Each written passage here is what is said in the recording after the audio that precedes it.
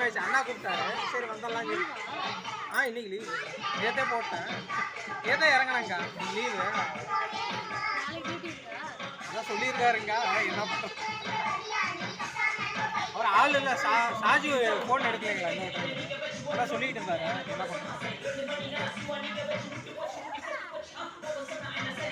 இது சூத்த மட்டும் திருப்பி பூமி கையிறா. அவன் முன்னெல்லாம் நல்லா ஆடுவது, இப்போ வெக்கப்படுற ஏஜ்னு பண்ணிருந்து